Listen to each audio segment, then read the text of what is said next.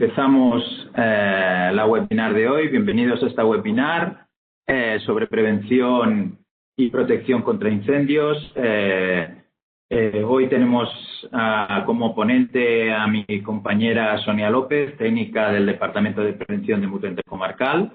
Y como ustedes saben, el riesgo del incendio está presente en todo tipo de instalaciones y actividades.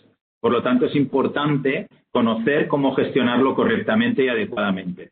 La jornada que empieza ahora tiene una duración aproximada de 1 hora y esperamos que sea de su interés. De nuevo, gracias por su asistencia. Les recuerdo que al final tienen a disposición de ustedes el chat para hacer las dudas o consultas que tengan durante la jornada y si consideran oportuno, pues hacer cualquier consulta y pregunta. Intentaremos responderlas todas al final de la misma. Lo pueden hacer directamente al organizador y yo las iré gestionando. Les recuerdo también que por su asistencia recibirán, como a todos los mutualistas, pues un certificado que les enviaremos en días posteriores. Con la intención de ajustarnos lo máximo posible al tiempo establecido, paso la palabra a mi compañera Sonia. Sonia, cuando quieras, a tu disposición. Gracias. Bueno, pues muchísimas gracias, Eusebi.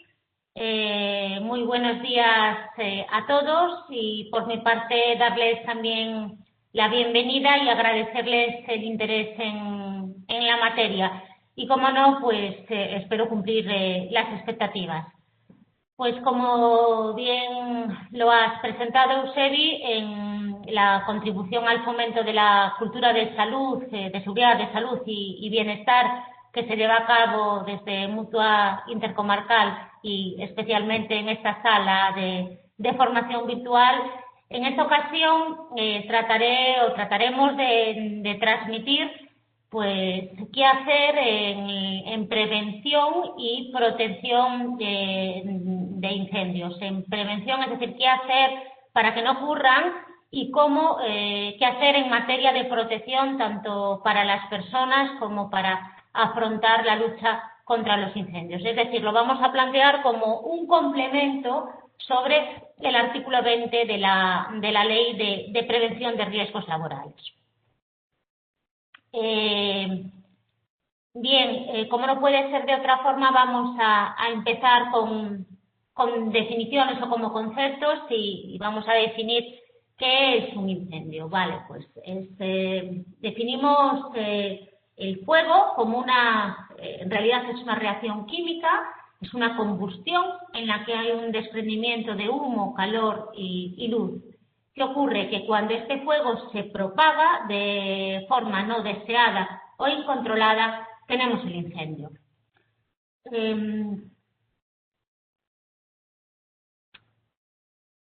¿Qué consecuencias tiene un incendio, no? Bueno, pues si ahora ustedes cogen sus planes de prevención y en concreto ustedes cogen su evaluación de riesgos, seguramente el incendio aparece como un riesgo evaluado con unas medidas correctoras. Es decir, es difícil la actividad que no tenga evaluado el riesgo de incendio. Es común, afecta a todos los sectores y no debemos olvidarnos nunca de que estamos expuestos.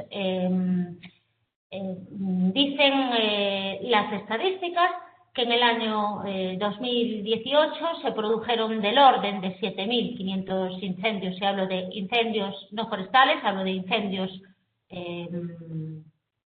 industriales y de incendios comerciales, que el resumen del 2019 apunta que hay un incremento y, ojo, el coste medio de estos incendios supera los 500.000 euros. Por lo tanto, riesgo que afecta a todos los sectores de actividad, tenemos que controlarlo. Ojo también, porque en muchos casos perdemos esa percepción de que estamos expuestos, nos olvidamos que en cualquier momento puede haber un incendio, y las consecuencias son de carácter irreversible. ¿A qué me refiero? Bueno, pues directamente me refiero a que normalmente estamos hablando de, primero, las pérdidas, las lesiones humanas, hablo de accidentes de carácter leve, grave y desgraciadamente en muchas ocasiones fallecidos, y después, pues lesiones materiales, hablo de lesiones en nuestras materias primas o en los productos elaborados o en cualquier mercancía que tengamos en nuestras empresas. Y también, pues lógicamente viene aparejado en la destrucción pues parcial o total de las instalaciones de la empresa. En relación a lo que pongo ahí como pérdidas indirectas, claro, el incendio no solo afecta a que se destruyen parcial o totalmente las instalaciones, normalmente esto viene aparejado de una pérdida de empleos, viene cuando una empresa o una industria no produce, pues mis clientes que tienen una necesidad acuden a otro proveedor, o sea, acurren a la competencia y por lo tanto normalmente lleva ocasionado una pérdida de clientes. Cuando ocurre un incendio también es cierto que la empresa pierde posición en el mercado y también ocurre que en ocasiones se ocasiona el cierre de la compañía. También, y no me quiero olvidar de otra gran consecuencia, que es la medioambiental, ya que producto de un incendio se produce en gran generación de reacción, como decíamos, reacciones químicas en la que hay desprendimiento de humos, gases, vapores, etcétera, que pueden causar un daño al medio ambiente, y lo mismo ocurre con el agua que se utiliza para apagar el incendio, que también, si está mezclado, o sea, pues, con esas sustancias químicas, pues puede dar lugar a una consecuencia medioambiental. Por lo tanto, ven ustedes que las consecuencias de que haya un incendio en nuestras instalaciones pues son graves y debemos de evitarlo. Conceptualmente decimos que para que esa combustión sea posible se requiere la presencia de tres elementos. Algo que quiera arder, estamos hablando de un combustible, algo que esté predispuesto a arder, el combustible que puede estar en estado sólido, en estado líquido o en estado gaseoso, una sustancia que sea capaz de mantener esa combustión, que se llama comburente y que normalmente es el oxígeno universal y que va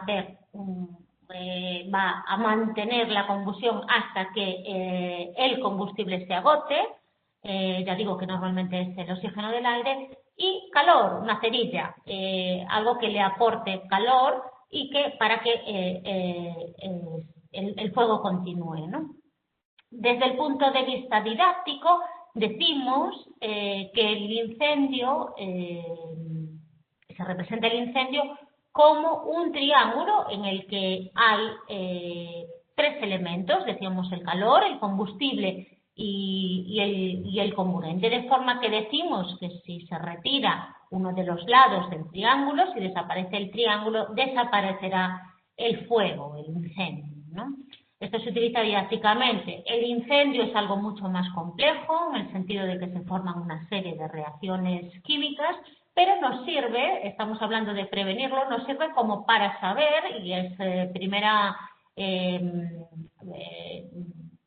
lección, ¿no?, de que tenemos que controlar en un incendio uno de los lados del triángulo. Controlado uno de los lados del triángulo, habrá desaparecido el incendio. Me gustaría también, aparte de didácticamente recordar el triángulo del fuego, recordar los dos pictogramas que ven ustedes a su derecha, hablando de las sustancias inflamables, esos combustibles inflamables que pueda tener presentes en el centro de trabajo, que son los que se representan con la llama, y los combustibles o esa materia prima que pueda tener que sea comburente, que es el pictograma de abajo. Es aquellas sustancias que yo tenga presentes en mi centro de trabajo que tengan este pictograma, actúan exactamente como el oxígeno, por lo tanto también las debo de tener controladas. Bien, de otra forma, también se conocen los incendios o se clasifican los incendios por cómo es la velocidad en la que se produce. Y esto va desde una oxidación, que es cuando no hay casi aumento de temperatura, cuando se produce sin emisión de luz y sin poca emisión de calor, ¿no? Y se disipa en el ambiente. Esto es cuando un papel con el calor se me pone amarillo, ¿no? Es una reacción muy lenta y poco preocupante, que tengo que tener controlada, pero que es muy difícil que llegue a un descontrol. Lo normal es lo que definíamos antes sobre lo que llamábamos combustión. Se produce como una emisión de luz y llama y lo ve el ojo humano. Y las dos siguientes ya son cuando hay unas velocidades de reacción rapidísimas, siendo la detonación cuando se produce con una velocidad que sobrepasa la velocidad del sonido. Ya digo que lo normal es que estemos en situaciones de combustión, pero que sepamos también cuando hay detonaciones o deflagraciones, que son velocidades de esa reacción química del incendio rapidísimas, ¿no?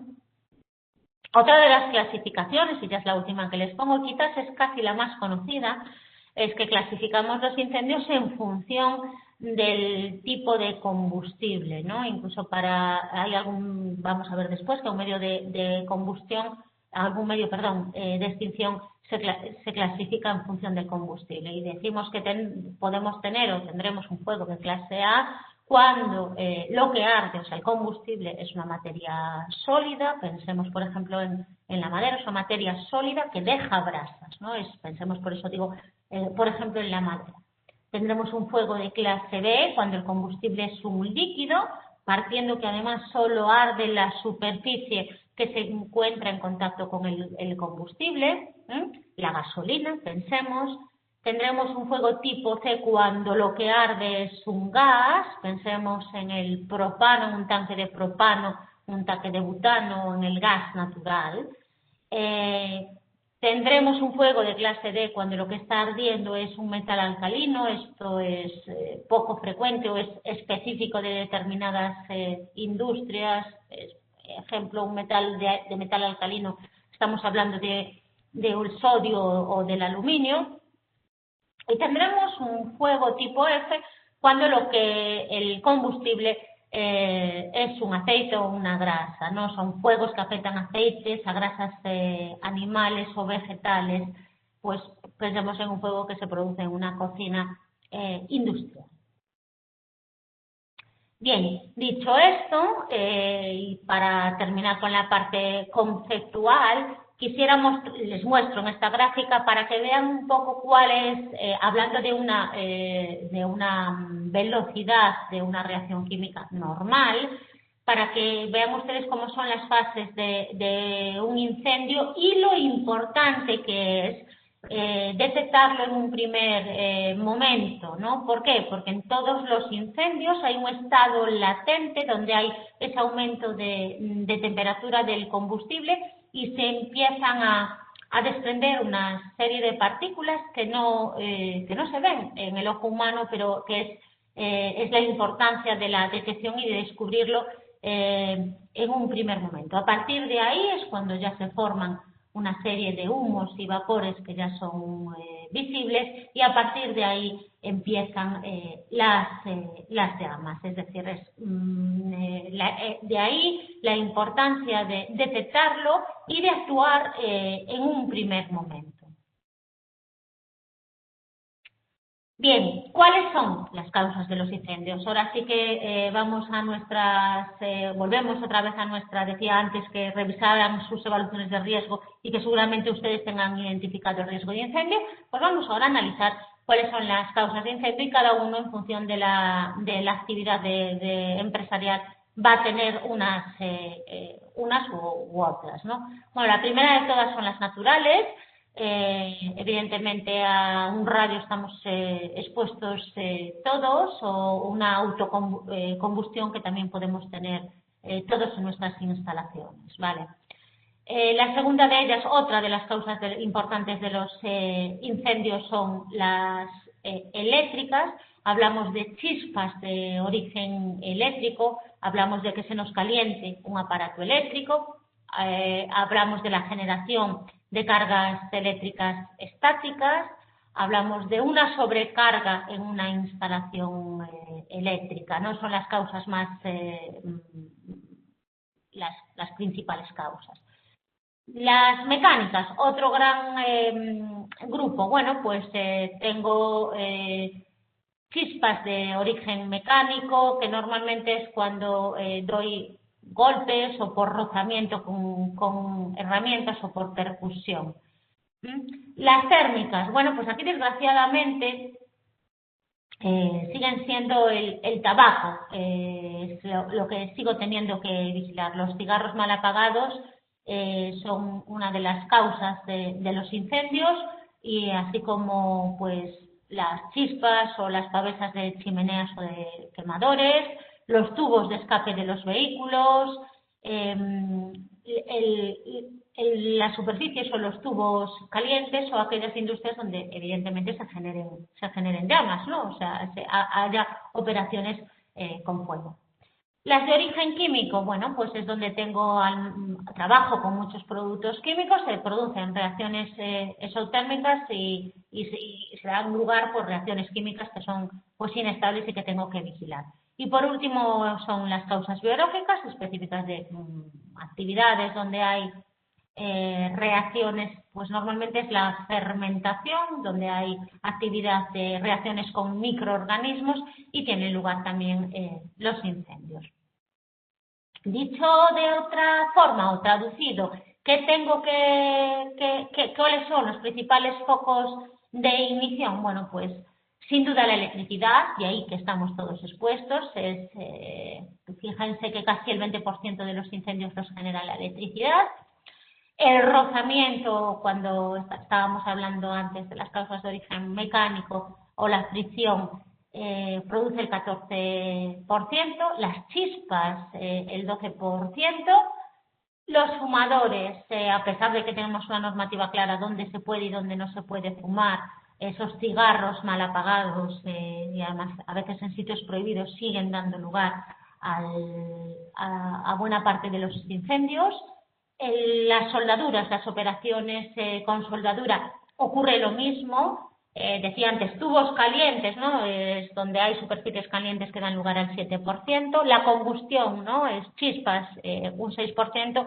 Y a partir de ahí, bueno, pues decimos las llamas abiertas, una ignición espontánea de un producto químico, algo que se recalienta, ¿no? Que ya son en porcentajes menores. Por lo tanto, traducido, vigilemos en nuestras instalaciones, pues, la instalación eléctrica, cables eléctricos, sobrecarga en nuestras instalaciones, revisemos sobreintensidades, por lo tanto, revisemos nuestra instalación eléctrica, sobre todo porque también en algún caso pues hay puenteos.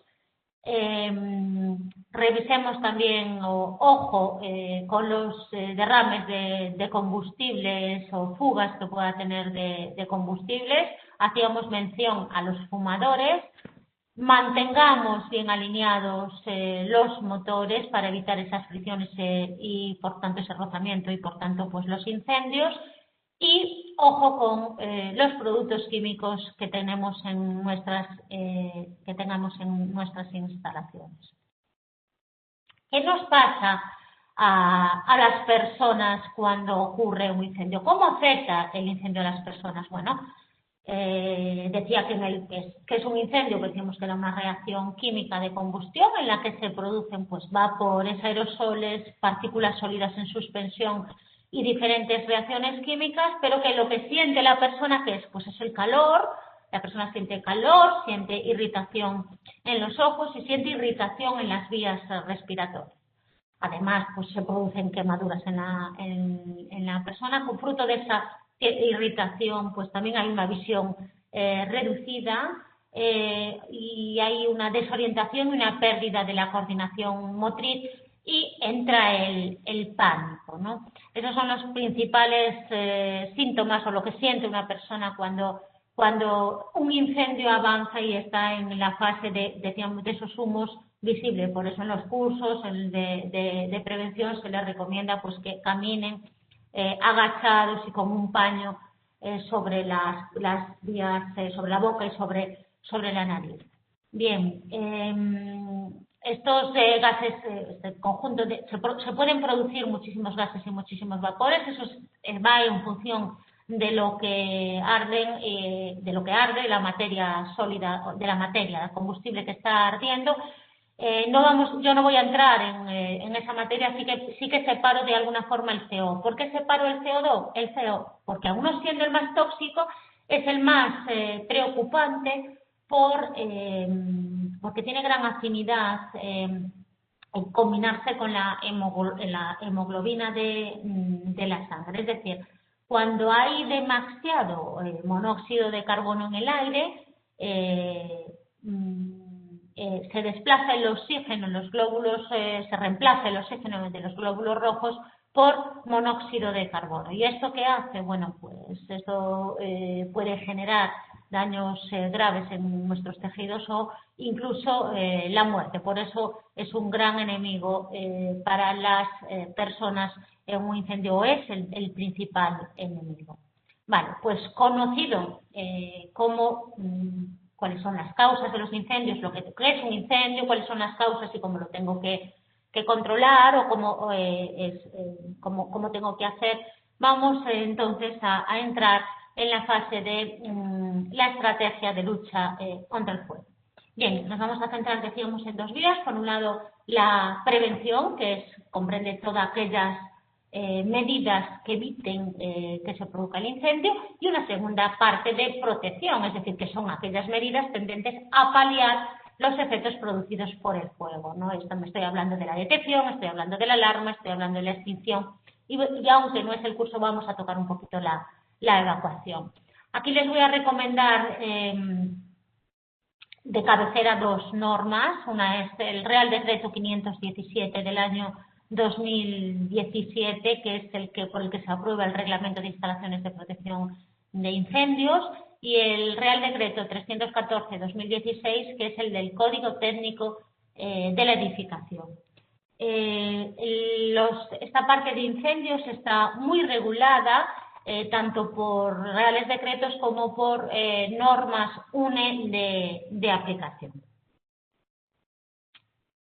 Pues empezamos con la prevención. Vale, como cualquier riesgo, lo importante o es muy importante combatirlo desde origen. Si yo combato el riesgo desde la parte del proyecto, desde la parte del proyectista, pues estaré en una situación muy buena. Si en fase de proyecto yo tengo situaciones como la que están ustedes viendo en pantalla, es decir, donde he sectorizado, tengo sectores de incendio, es decir, tengo estancias con una EF y con una ERF, es decir, con una serie, construidos con una serie de materiales que por sus características presentan una barrera contra el fuego, o sea, una resistencia contra el fuego de minutos, pues estaré en una situación espectacular con respecto al incendio. Es decir, tendré mi instalación sectorizada con estancias construidas con elementos resistentes al fuego, es decir, si se produce un incendio no traspasará el fuego esas paredes durante el tiempo determinado. Cuando vemos estas puertas cortafuegos y nos dicen tienen una RF60, quiere decir que en esos 60 minutos pues aguantará. Por lo tanto, el confinamiento y la sectorización, es decir, prevenir el riesgo de incendio desde origen y desde el diseño, desde el proyecto de la instalación, es muy importante porque estoy trabajando sobre el riesgo desde el minuto cero. Otra forma de prevenirlo, bueno, pues es con el controlando, trabajando sobre la materia prima que yo tengo en mis instalaciones o sobre los almacenes de producto elaborado, ¿no?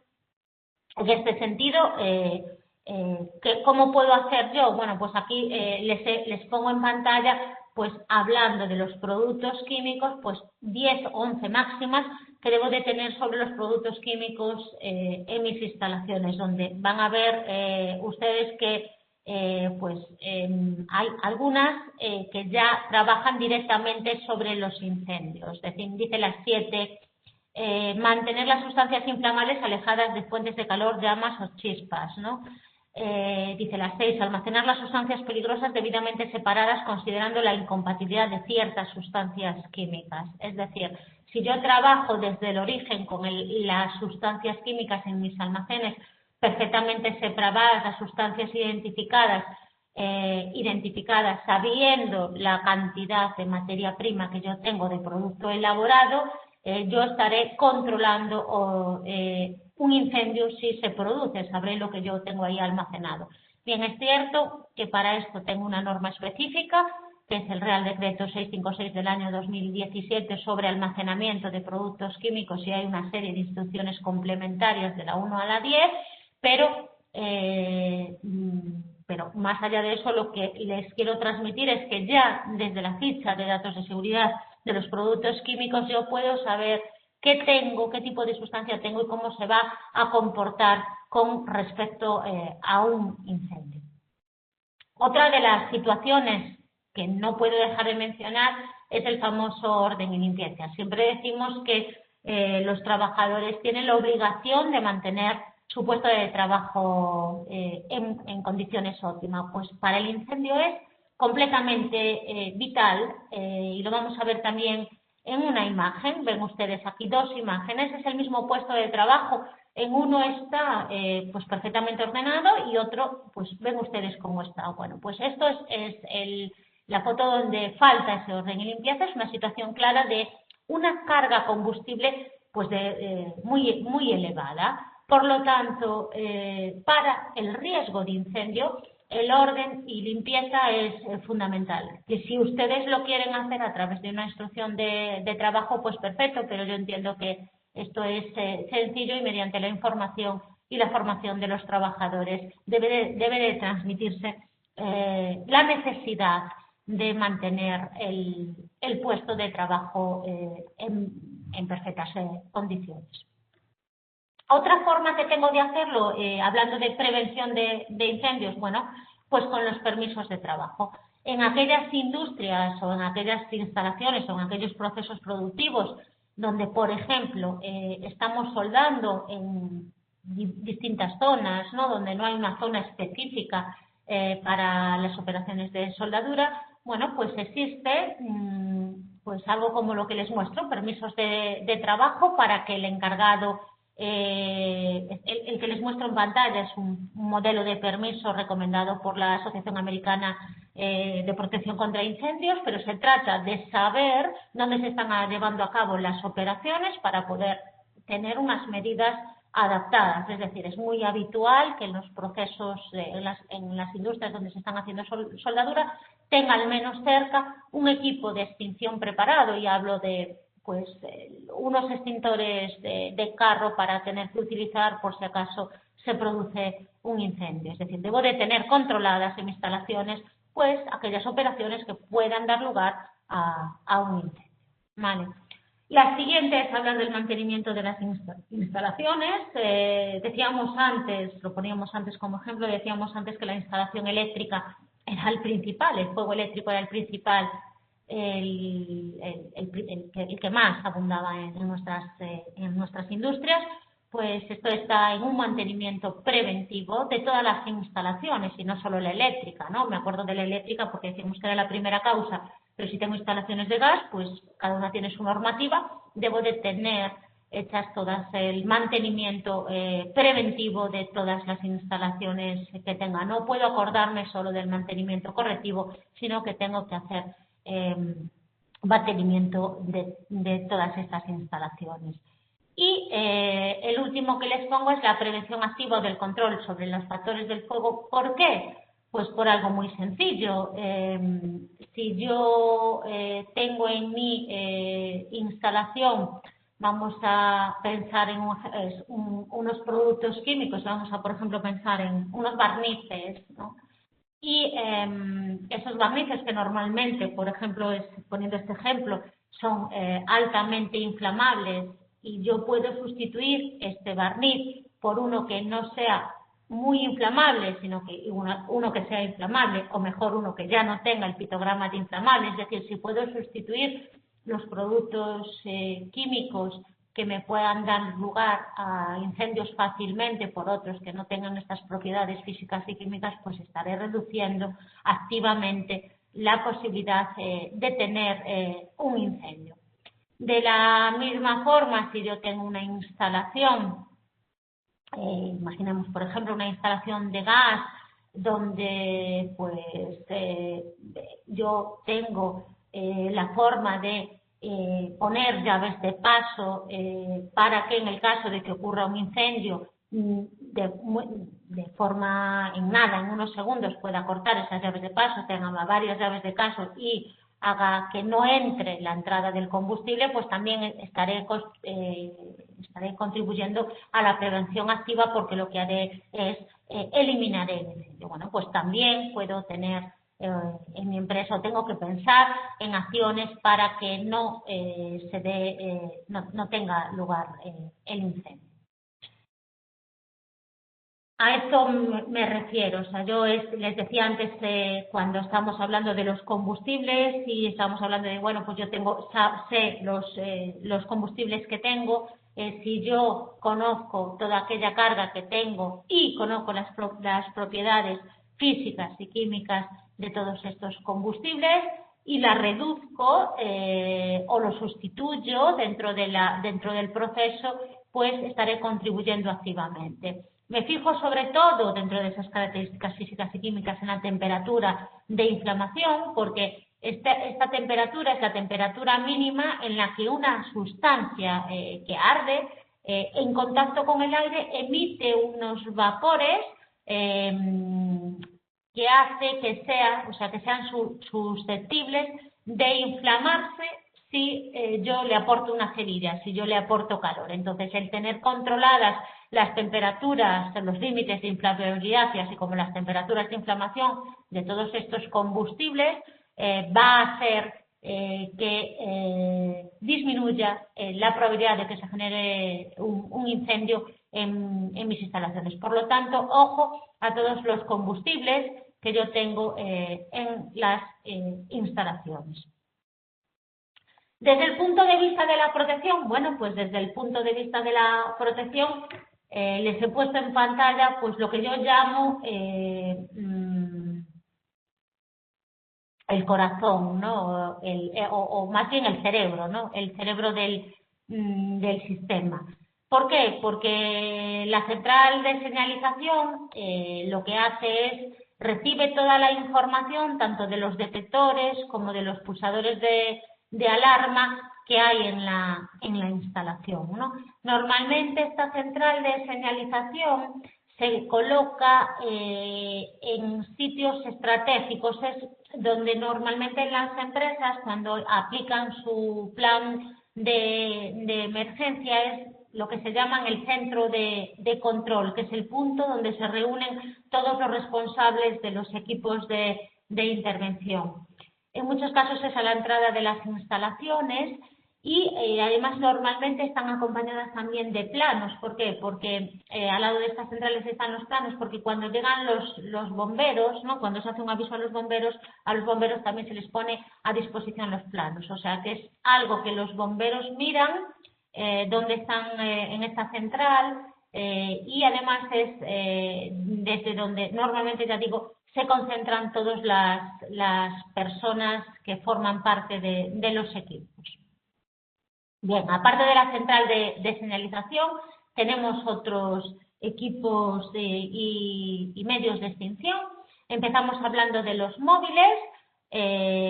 Bueno, el primero es un equipo de uso exclusivo de los bomberos, son las motobombas. Ellos son, cuando llamamos a los bomberos y apagan con agua, este es el depósito de agua que traen los bomberos para apagar el incendio.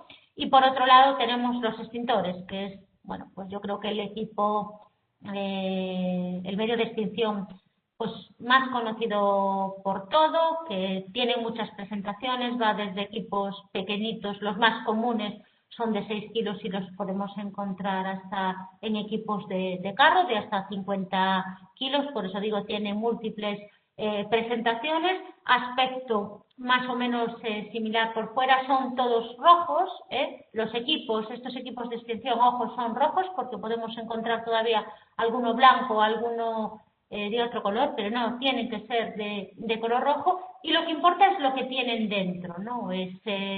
Lo que importa es el agente extintor. Podemos encontrar agentes extintores líquidos, sólidos o gaseosos. Hay extintores que tienen agua dentro y hay extintores que tienen gases dentro. Y entonces lo que tenemos que saber es leer la pegatina que tienen los extintores. Ya digo que lo normal es encontrarse con un extintor de 6 kilos que pone fuera 27A, 183B y C. Esto quiere decir que el extintor está ensayado y apagará si se usa en condiciones óptimas 27 kilos de madera, 183 litros de gasolina y fuegos de carácter gaseoso, ¿no?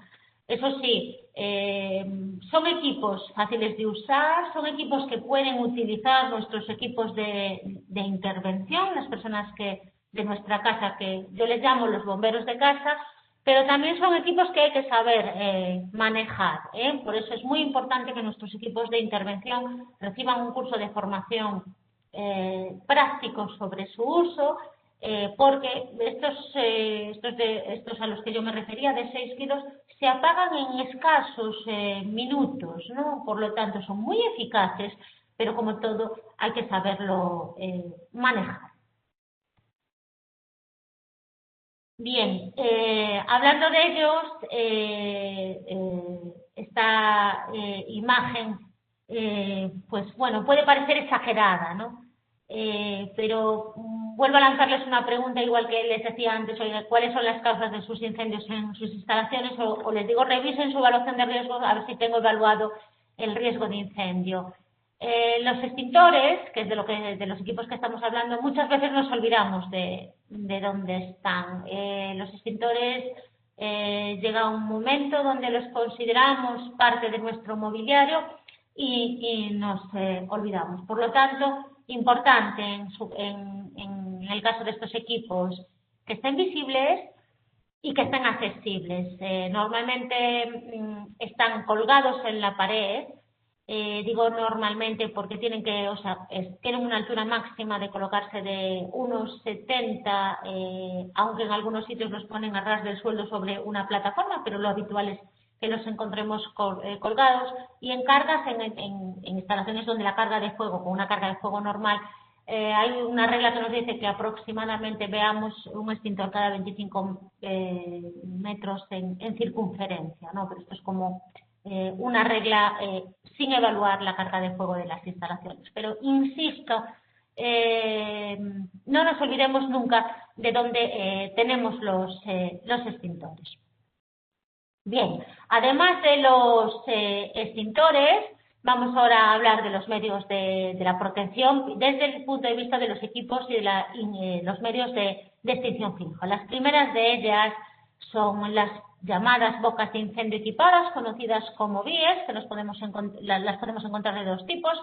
Una son, la primera de ellas, que la diferencia es la manguera. La primera tiene una manguera rígida, tiene una manguera de 25 milímetros de diámetro y son para utilizar de una persona, ¿vale? Y la segunda son mangueras donde donde la manguera es de 45 milímetros y por lo tanto son para uso de dos personas.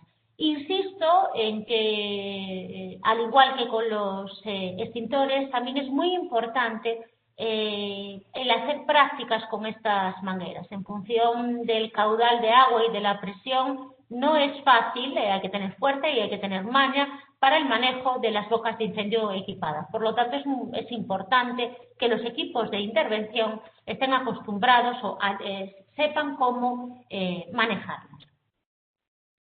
Al lado de las vías ven ustedes la imagen de la columna seca. La columna seca, en la mayoría de los casos, pues suele aparecer en edificios altos, de distintas alturas. ¿Y cuál es su función? Bueno, pues es la de transportar y distribuir el agua que se suministra desde el camión de los bomberos que veíamos en la anterior transparencia. Vamos a ver, dicho de otras palabras, pues gracias a la columna seca los bomberos se pueden abastecer del agua necesaria, tienen que ocuparse del caudal y de del caudal y la presión para extinguir un incendio en un edificio, ¿no?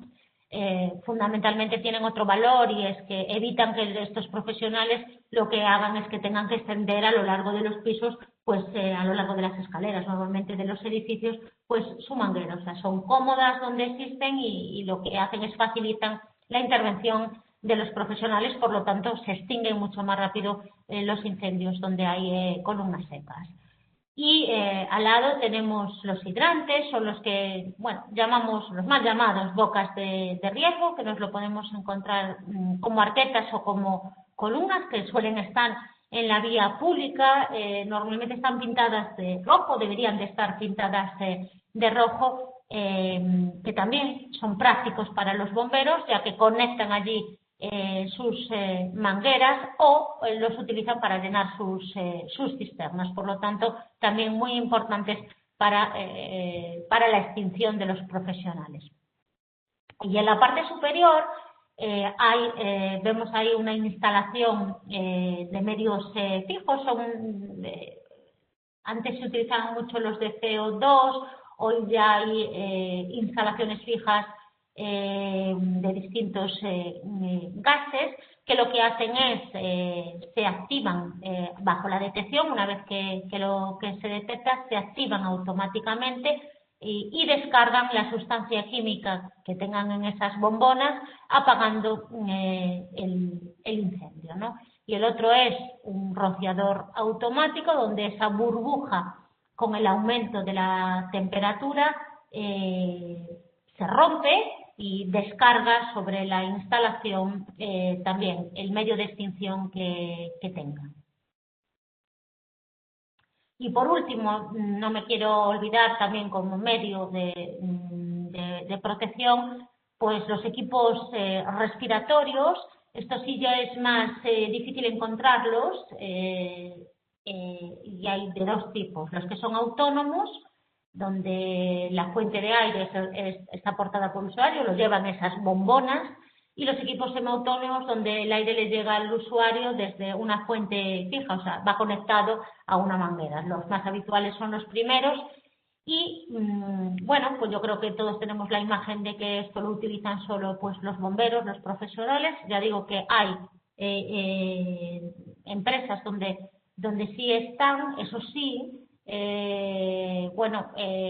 necesitan del ensayo, necesitan un entrenamiento previo, tanto teórico como práctico, de esos, entonces personal de primera intervención que los va a utilizar. Incluso, además, necesita de someterse a un reconocimiento médico específico para poder utilizarlos. Conocidos todos estos elementos de protección, al igual que decía que era muy importante el mantenimiento de las instalaciones que yo tenga, hablaba de la instalación eléctrica o de la instalación de gas, de todas aquellas instalaciones que tenga en mi empresa, también hay que hacer un mantenimiento preventivo de todos aquellos medios de extinción. Mantenimiento preventivo que en parte lo puede hacer el titular de la empresa o la persona de la empresa que se determine, porque en muchos casos estoy hablando de control visual, y en otros casos pues habrá un control más técnico que se reserva siempre pues a las empresas mantenedoras de los medios de extinción. Y a esto me parece importantísimo, porque después al final, o en muchos de los casos, cuando hay un incendio, pues no estaban esos equipos en perfecto estado, ¿no? Y después es cuando lo lamentamos, pero es muy importante ese mantenimiento trimestral, lo ven ahí, de extintores, están todos, extintores, vías, hidrante, la columna seca, donde en casi todos hay un mantenimiento trimestral o semestral, que son, insisto, inspecciones visuales, y después ya un mantenimiento anual o ya quinquenal por parte de las empresas mantenedoras con las que tengo que suscribir un contrato para que se encarguen, y porque ya son tareas mucho más específicas. Dejo claro que, al igual que de otras actividades en prevención, aquí hay que tener un registro y un control sobre todos los equipos de extinción. Pongo en sus pantallas ahora con lo que ocurre con la alarma y lo que ocurre con cualquier sistema de control de humos o los medios fijos de extinción, es decir, todas tienen sus controles previos menores del año y los que hay cada 5 años o cada 3 años o cada 10 años, cada uno los tiene diferente. Y también les comento que hay algunos, y estoy hablando de los extintores o de mantas ignífugas, de las que no he hablado, pero hay sitios, por ejemplo, en los laboratorios, donde se puede formar un pequeño fuego, donde tienen este tipo de elementos, que son mantas que van a apagar el fuego por sofocación. Es decir, si yo tengo un incendio, lo que hago es tiro esta manta ignífuga para apagar el incendio, donde su vida útil es de 20 años, ¿no? Hay equipos de extinción, como son estos dos, que también tienen una vida. Puedo hacer revisiones quinquenales sobre ellos, pero puedo hacer un máximo de 3 revisiones quinquenales, porque el equipo de extinción se agota con los 20 años de duración. Y por último, y para terminar con la parte de protección, aunque insisto, esto no es un curso sobre el plan de emergencia, pues me queda la evacuación. En todas las empresas tengo que tener preparado un equipo para preparar la evacuación del centro, donde la misión es facilitar la salida del personal que está en la empresa, guiar a los ocupantes hacia las vías de evacuación, comprobar que no queda ningún rezagado, impedir el uso de los ascensores y comprobar que en el punto de reunión está todo el mundo, ¿no? Esta es otra parte importante de la protección, de lucha contra el fuego, y en especial para las personas, ¿no? Es ver que todo el mundo está a salvo. Para ello es muy importante realizar no solo los simulacros, sino es muy importante realizar pequeños ejercicios de evacuación. No tengo por qué hacer, tengo la obligación de hacer los simulacros, sí, pero hacer pequeños ejercicios en continuo o de forma, cada empresa como se puede organizar, pero semestral, de una pequeña zona, de un pequeño sector, es que todo el mundo conozca las vías de evacuación, que las vías de evacuación estén despejadas. Es muy importante hacer estos pequeños ejercicios, que además tampoco requieren mucho tiempo, aparte de la evacuación de la instalación. Y también, y para que tengamos claro un poco, porque muchas veces tenemos el debate del documento de la emergencia, qué es un plan de emergencia o qué es un plan de autoprotección, o qué tengo que tener o qué yo no tengo que tener. Decía que esto era un complemento a ese artículo 20 de la Ley de Prevención de Riesgos Laborales, donde dice que el empresario deberá analizar las situaciones de emergencia que se presenten en su entorno laboral y adoptar cuantas medidas necesarias sean necesarias con respecto a la lucha contra incendios, evacuación de los trabajadores y en materia de primeros auxilios. Bien, pues ahí tienen ustedes las diferencias entre un plan de emergencia, que tendré que tener siempre, que siempre tendré que cumplir el artículo 20 de la Ley de Prevención de Riesgos Laborales, y tendré que tener siempre un documento en el que estén clasificadas las emergencias, y aquí hablo del incendio, de la evacuación, de la explosión, de todas las emergencias que yo tenga clasificadas, la inundación, las que se puedan producir en mi centro de trabajo, y que tengo que garantizar la alarma, la evacuación y el socorro. Es un documento que sí que tengo que implantar, pero es un documento interno. Frente al plan de autoprotección que tengo que tener sí estoy, y lo tienen ustedes en pantalla, afectado por el anexo 1 del Real Decreto 393 del año 2007, que ya consta de 9 capítulos específicos que también tienen en esa norma, que sí o sí lo tengo que revisar cada 3 años y además es que lo tengo que presentar y registrar en la administración. O sea que hay diferencias sustanciales y muchas veces pues nos digamos en qué tengo que tener o qué no tengo que tener, ¿no? Tienen aquí los capítulos o los apartados, lo que decía, que tienen que tener el plan de autoprotección, está legislado en ese sentido. Y allá, para terminar, quisiera darles el enfoque del el incendio, pero desde el punto de vista doméstico. El hogar o nuestra casa, que entendemos que es el sitio donde estamos a salvo y donde nos sentimos seguros, también nuestras casas también son focos de los incendios y de hecho se producen gran cantidad de incendios de origen doméstico. Les pongo ahí donde lo que nos dicen las estadísticas, y es que el 40% de los incendios se están produciendo en los salones de nuestras casas, un 30% en los dormitorios y un 20% en las cocinas, ¿no? Cuando estamos pensando simplemente, o en muchos casos pensaremos que se producían mayoritariamente en las cocinas. Y al lado les pongo cuáles son, por qué, ¿no? La primera es porque cuando hay un pequeño conato no tenemos elementos de protección, o sea, no tenemos a nuestro alcance un extintor, ¿no? para atacarlo. Segundo, porque abusamos mucho de las regletas o de los enchufes, abusamos de ello. A veces se producen, y lo decimos igual que en las industrias, que hablábamos de las máquinas, son los electrodomésticos los que producen los incendios. E insisto, ¿no?, en las colillas que apagamos mal.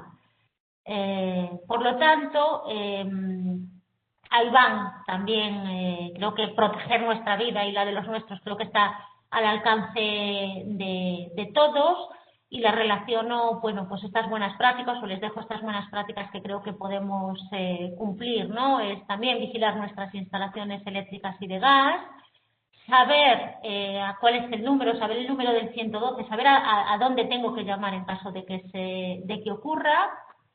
Si vivo en el campo, pues tenerlo desbrozado y bien mantenido para que no sea un foco para expandir el incendio.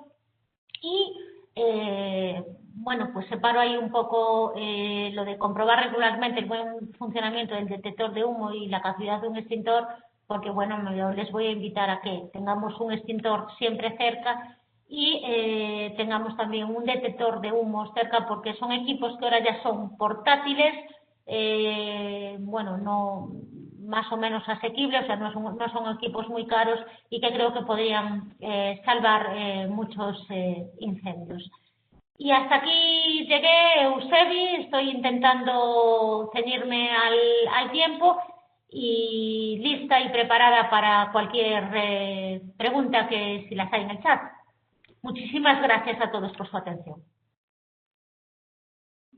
Pues muchísimas gracias por tu intervención. Creo que ha sido una intervención, un resumen muy bien elaborado sobre la información de los aspectos básicos que tenemos que tener en cuenta a nivel de preventivos para el tema de incendios, por lo cual yo creo que ha sido instructivo, que evidentemente es un tema muy amplio y que tenemos que abordar para la implementación en las organizaciones, inclusive en casa, ¿no?, más ampliamente, pero que yo creo que has dado con los aspectos clave para tener ese concepto de dónde iniciarnos y dónde establecer un plan adecuado en cada una de nuestras organizaciones.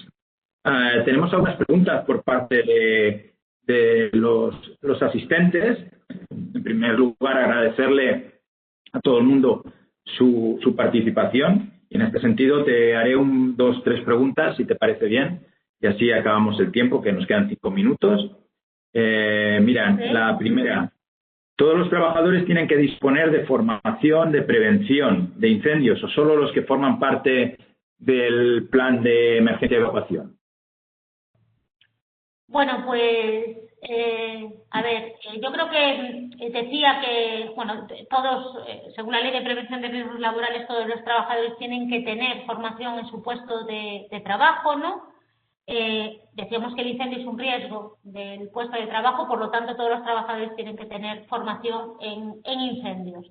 También todos los trabajadores, en función del puesto que ocupen, tienen que tener, en el plan de emergencia tienen que tener formación. Es decir, si yo tengo en un plan de emergencia pues un equipo de primera intervención, que era lo que yo decía durante la charla, que son mis bomberos de casa, yo les llamo nuestros bomberos de casa, tienen que tener una formación adaptada, pues como decía, en el manejo de los extintores, de las vías, de todos aquellos equipos que yo tenga, y aquellos que, cada uno en función del equipo en el que esté, y aquellos que no tengan ninguna función también tienen que saber lo que tienen que hacer. Por lo tanto, sí, la respuesta es sí, en cada uno adaptada bien a los riesgos de su puesto de trabajo o bien a la función que ocupe dentro del plan de emergencia. Entonces sí, tiene que tener formación, ¿no? Diferente, pero sí tiene que tener formación. Vale. Clarificado, creo. Si no, la persona que la ha realizado en principio, que nos comente. Y si no, que sepan ustedes que si tienen más preguntas y cuestiones que no hayan realizado ahora y se les va ocurriendo posteriormente, las pueden hacer directamente. Aquí tienen el email de prevención@mutua-intercomarcal.com y nuestro teléfono directo del departamento. Como saben también ustedes, ahora te haré 2 preguntas más, no te escapas, Sonia, pero saben ustedes también que estamos haciendo diversas webinars y que les animo a apuntarse a las siguientes. Durante aquí al final están ya puestas en nuestro portal web, las que realizamos de aquí a final de año. Otra cuestión, Sonia, en relación a los incendios, ¿qué datos tengo que conocer de los productos químicos que se manejan de forma frecuente y a quién los puedo solicitar o dónde los puedo encontrar? Dice. Bueno, yo hice mucha hincapié, o me parece muy importante, los productos químicos que se pueda tener en las instalaciones. Para mí, dentro de hablábamos del triángulo del fuego, para mí el combustible es el que yo sobre el que más puedo actuar, y soy especialmente estricta con los productos químicos, ¿no? Yo creo que los productos químicos a veces solo o nos acordamos de ellos sobre la parte de la higiene industrial, sobre la parte de cómo afectan esos productos o esos compuestos químicos a nuestra salud. Desde ese punto de vista, yo creo que tenemos que acordarnos siempre de ellos con respecto a los incendios. Entonces, no podemos solo acudir a la ficha de datos de seguridad para hablar de higiene industrial. O sea, las fichas de datos de seguridad de los productos químicos traen o tienen que traer tanto las medidas de lucha contra incendios. O sea, tengo que saber con qué equipo tengo que apagarlos. Todos los extintores no son iguales. Hablaba de esas propiedades químicas y físicas que tienen los productos químicos. Yo tengo que conocer las temperaturas de inflamación y los límites superiores e inferiores de inflamabilidad.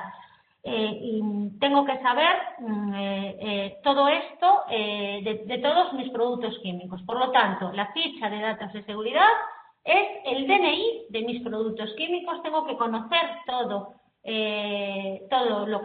todas estas características físicas de mis productos químicos y cómo los tengo que almacenar. O sea, que en la ficha de datos de seguridad que me da el fabricante, que hoy ya están totalmente en web, ¿no? O sea, es muy fácil acceder a ellas. Tengo que tener toda esa información de mis productos. Perfecto. Buena respuesta y además amplia. Por último, ya, porque estamos fuera ya de tiempo, justitos, y si puedes responder rápido, porque he escogido algunas, las otras te las pasaré, Sonia, y las contestas tú personalmente. Hace ya unos años que el halón está prohibido. ¿Cuál es su sustituto? Esto esto no sé, ¿no? Yo ni idea. Esto es un tema ya muy específico. Claro, es un tema más que nada comercial, ¿no? O sea, sí, efectivamente, aquellos seguidores del halón, ¿no? El halón era muy buen agente extintor, no era conductor de la electricidad, y todo el mundo quería los extintores de halón, ¿no? Pero prohibidos, pues ya hace bastantes años, porque dañaban la capa de ozono, ¿no? Sí. Bueno, pues aquí que se dirija a un suministrador, porque aquí hay diferentes productos, son productos comercializados, ¿no? O sea, no son, no sería muy decente que yo dijera los nombres. Son mezclas de gases, eso sí, son mezclas de gases que tienen normalmente nitrógeno, argón y dióxido de carbono, ¿vale? Se llaman los agentes limpios y su base es gaseosa con estos gases, pero hay muchísimos, no hay un sustituto del alón y son marcas comerciales, ¿vale? También es cierto que desde que el alón desapareció se trabajó mucho sobre el agua, sobre la eficacia del agua, el agente universal, en el sentido de que ya no es agua a chorro, sino es agua nebulizada, y sobre aerosoles de polvo. O sea que todos los sustitutos del alón, hay un abanico en función de lo que tú necesites o de lo que tú tengas que controlar. No hay uno, y bajo marcas comerciales. O sea que yo lo que le recomiendo es que se dirija eso a alguien, a un suministrador. Eso no es especialista. Pues muy bien. Si te parece, Sonia, cierro la sesión. Recordarles a todo el mundo que les enviaremos un certificado a los mutualistas y que tendrán esta sesión grabada, colgada en el portal web, en el apartado prevención, en vídeos y tutoriales, donde ustedes también pueden ver otras sesiones que hemos ido realizando. Agradecemos de nuevo su atención y cualquier consulta y tema, ya saben, a disponer. Recordarles eso, lo que les decía antes. Les animo a inscribirse en otras sesiones que vamos haciendo de nuestro departamento habitualmente, semanalmente. Gracias. Sonia. Gracias, buenos días. Gracias.